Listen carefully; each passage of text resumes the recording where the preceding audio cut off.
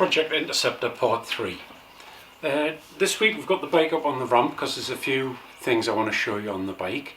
I'm sorry if it's a bit late, this video, but it's really the busiest time of year for us, just around Easter time in the UK. Everybody's talking about getting their bike back on the road or buying new bikes, and we are really rushed off our feet. Anyway, I'll run you through what we've been doing with this since the last video.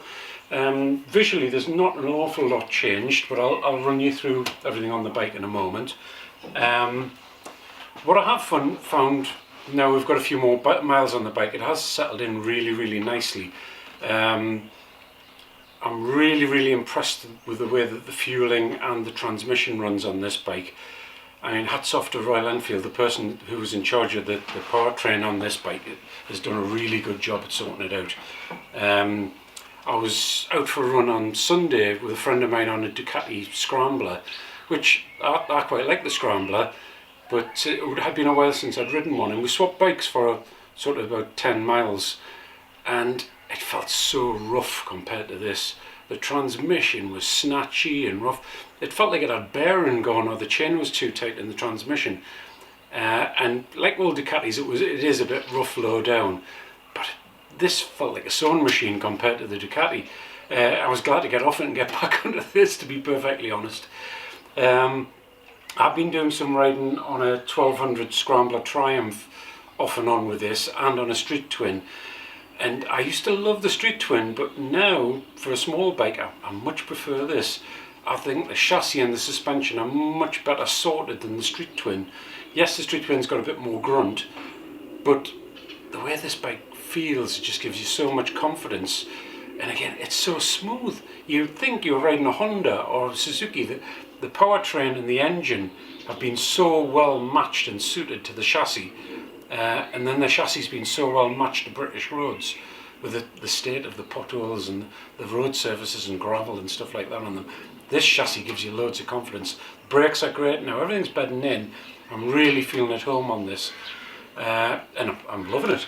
Really getting to like it. A few things we've done on the bike. We've been doing a lot of development on silencers. We've finally finalised on the silencer we're going to use.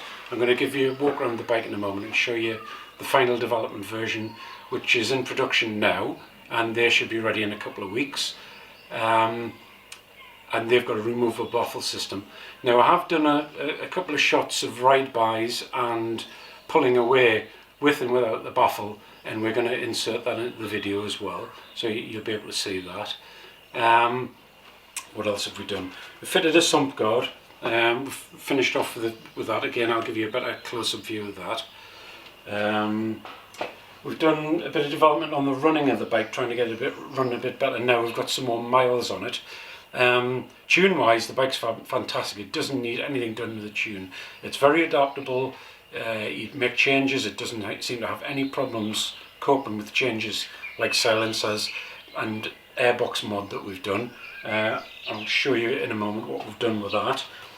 And we've also eventually found a tail light that I like for the back end. Then again, I'll be letting you have a look at that.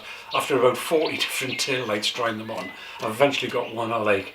I've listened to your comments that you've been putting on YouTube about things, and I mean, I'm not a great fan of exhaust wrap, and a lot of people have slated it, saying it looks horrible. And yes, it was just a way around of trying to get away from the chrome look on the front pipes.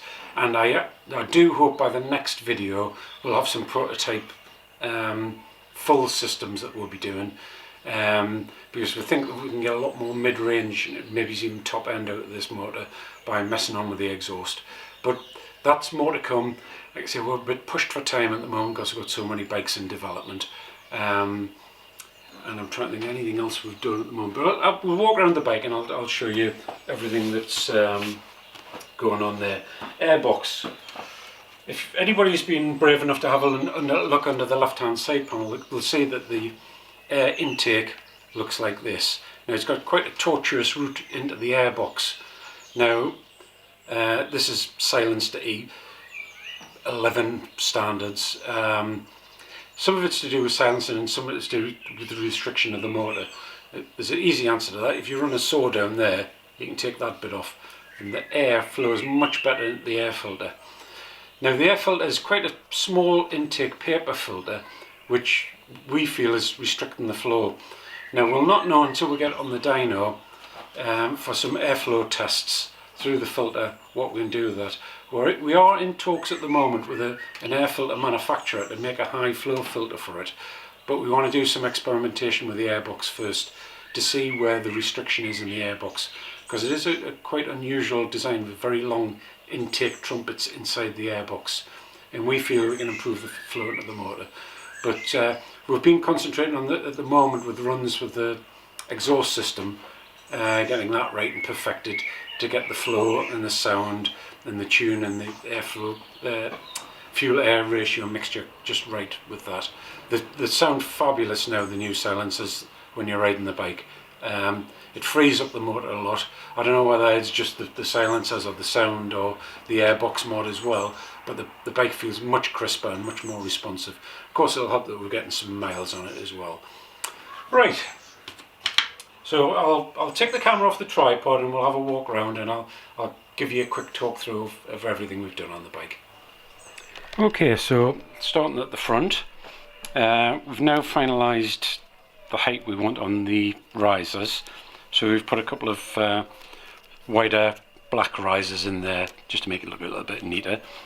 On the silencers, you can see we've used a smooth stainless unit. Very original equipment looking. See, it's high quality, all 3 or 4 stainless.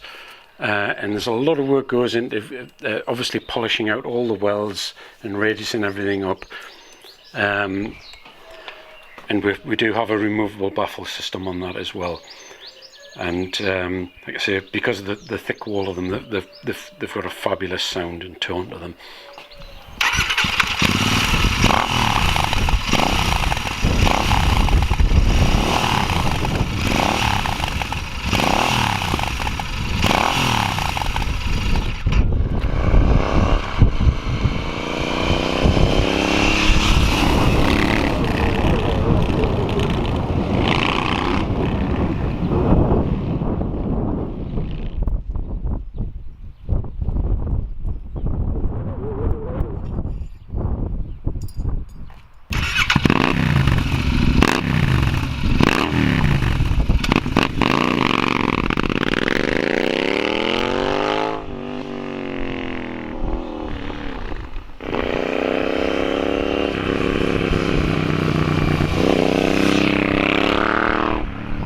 So, moving around the rear, there's a better view of the rear light and indicator setup that I've made for the back of the bike. Now this rear light is exactly the same width as the rear light housing. It has a number plate light in the back, LED, really neat, and it certainly looks nicely in proportion to the back end. There's a good view of the from the rear with the new P-shooter type silencers on. I mean, I used to ride Norton Commandos for a lot of years, and the whole back end with the laid down shock, these tapered cone silencers, and the frame rail here with the light unit, it all reminds me of a 750 or 850 Commando, which is not a bad thing because I always liked the Commando, so there you go. Right, here's a better look of what we do to the airbox. So you see, literally, these two parts are sort of heat welded together, so you literally run a saw down the joint, and it gives a much cleaner flow. You can actually open this up a little bit as well, but we will, like I say, we will be making a better, higher flow filter for them anyway, and sort of watch this space and how that develops. Here's, talking about development, here's a little view of how we do things. We've basically mocked up an aluminium chain guard here, and to see for different looks on the bike, we basically use black tape to just see where the lines are going to go. So this is work in progress here at the moment, but it'll be a lot neater and cleaner looking than the original plastic flimsy thing that's all bendy. But like I say, that's work in progress. Something that is all finished now is the Sump Guard. So I'll give you a better view of the Sump Guard.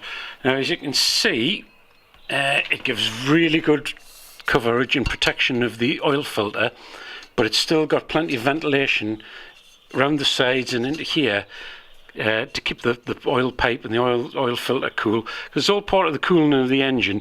And also the sump's finned, so we've got it stand off away from the frame rails. This also gives you an extra degree of protection, because the Sump Guard has got to deform that much before you even damage a frame rail. So this all gives really good protection, and it's really solid as well. Now I'm going to do a separate video on how to shoot this, how to fit this, sorry. And it's really simple. There's no drilling, nothing to unbolt on the bike at all, unlike the Royal Enfield one. And it's about a 10-15 minute job to fit. That's all. Really, really simple. So hopefully by the time we do the next video, we'll have done something with the exhaust system. We'll have, like I say, these silencers are going to be available virtually straight away.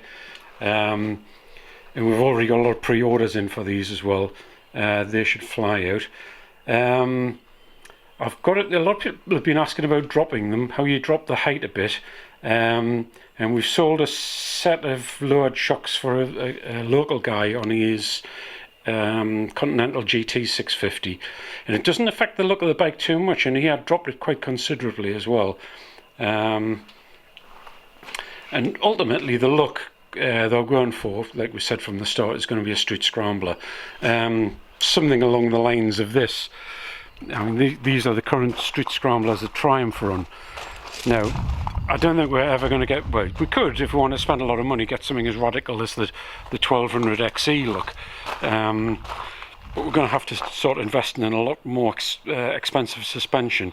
What we do intend to do is modify the standard suspension to get a look more like the Triumph 900 Street Scrambler, which we should be able to do with very, very little expense involved at all.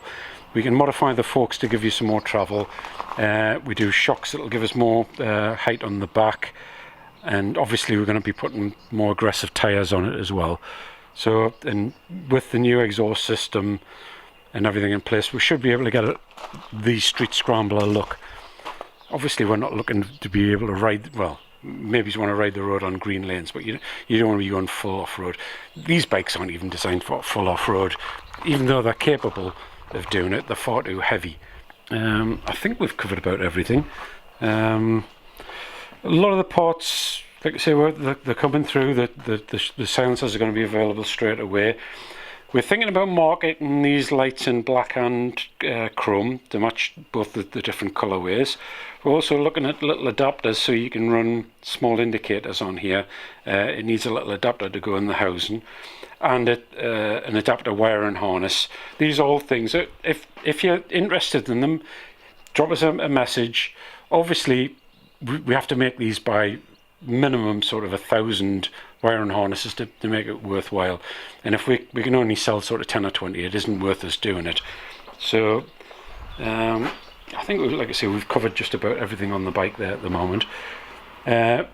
Keep your eye out for the next episode. It's going to probably be about a month, because we have got so much work on at the moment. But hopefully there'll be a lot of developments in the form of an exhaust system, and hopefully we'll have had time to put a bit more of a scrambler kit on it. I'm still a bit undecided if we go flat tracker look, like this Triumph here at first as a halfway house stage, maybe go flat tracker look and then go to full-on scrambler afterwards. Again, tell me what your thoughts are. If you like the flat track look, we'll maybe go that way at first. But so many people have been asking about a full street scrambler look, and we'll build something along the lines of the Triumph, or the Triumph street scramblers that we've made out of roadsters in the past. If you look at our other videos, you'll see we did one on a desert sled from a Bonneville mag wheel, just to show how radically you can change them and not spend an awful lot of money doing it as well. Okay, So thanks for watching, and we'll see you next time. Bye bye now.